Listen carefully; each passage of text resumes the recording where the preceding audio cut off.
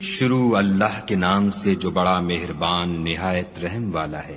بکھیرنے والیوں کی قسم جو اڑا کر بکھیر دیتی ہیں، پھر پانی کا بوجھ اٹھاتی ہیں، پھر آہستہ آہستہ چلتی ہیں، پھر چیزیں تقسیم کرتی ہیں کہ جس چیز کا تم سے وعدہ کیا جاتا ہے وہ سچا ہے اور انصاف کا دن ضرور واقع ہوگا۔ اور آسمان کی قسم جس میں رستے ہیں کہ اے اہل مکہ، تم ایک متناقض بات میں پڑے ہوئے ہو، اس سے وہی پھرتا ہے جو خدا کی طرف سے پھیرا جائے۔ اٹکل دوڑانے والے ہلاک ہوں جو بے خبری میں بھولے ہوئے ہیں، پوچھتے ہیں کہ جزا کا دن کب ہوگا۔ اس دن ہوگا جب ان کو آگ میں عذاب دیا جائے گا۔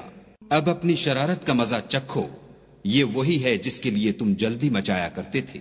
بے شک پرہیزگار بہشتوں اور چشموں میں عیش کر رہے ہوں گے، اور جو نعمتیں ان کا پروردگار انہیں دیتا ہوگا ان کو لے رہے ہوں گے۔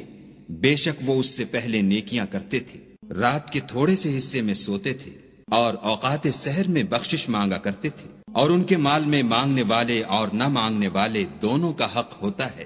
اور یقین کرنے والوں کے لیے زمین میں بہت سی نشانیاں ہیں، اور خود تمہارے نفوس میں تو کیا تم دیکھتے نہیں؟ اور تمہارا رزق اور جس چیز کا تم سے وعدہ کیا جاتا ہے آسمان میں ہے، تو آسمانوں اور زمین کے مالک کی قسم یہ اسی طرح قابل یقین ہے جس طرح تم بات کرتے ہو۔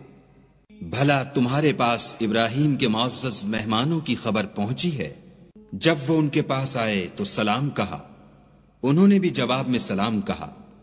دیکھا تو ایسے لوگ کہ نہ جان نہ پہچان، تو اپنے گھر جا کر ایک بھنا ہوا موٹا بچڑا لائے اور کھانے کے لیے ان کے آگے رکھ دیا۔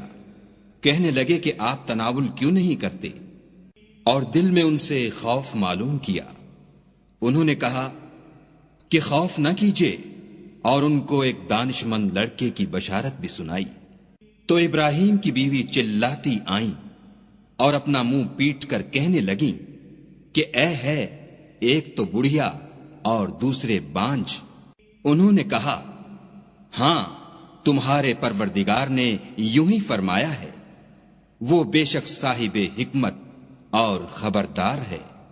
ابراہیم نے کہا کہ فرشتوں، تمہارا مدعا کیا ہے؟ انہوں نے کہا کہ ہم گناہگاروں کی طرف بھیجے گئے ہیں تاکہ ان پر گھنگر برسائیں، جن پر حد سے بڑھ جانے والوں کے لیے تمہارے پروردگار کے ہاں سے نشان کر دیے گئے ہیں۔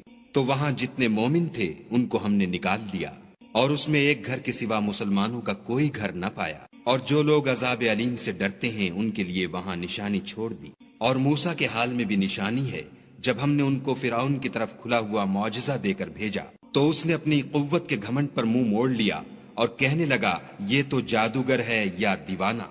تو ہم نے اس کو اور اس کے لشکروں کو پکڑ لیا اور ان کو دریا میں پھینک دیا، اور وہ کام ہی قابل ملامت کرتا تھا۔ اور عاد کی قوم کے حال میں بھی نشانی ہے، جب ہم نے ان پر نامبارک ہوا چلائی، وہ جس چیز پر چلتی اس کو ریزہ ریزہ کیے بغیر نہ چھوڑتی۔ اور قوم سمود کے حال میں بھی نشانی ہے، جب ان سے کہا گیا کہ ایک وقت تک فائدہ اٹھا لو، تو انہوں نے اپنے پروردگار کے حکم سے سرکشی کی، سو ان کو کڑک نے آ پکڑا اور وہ دیکھ رہے تھے۔ پھر وہ نہ تو اٹھنے کی طاقت رکھتے تھے اور نہ مقابلہ کر سکتے تھے۔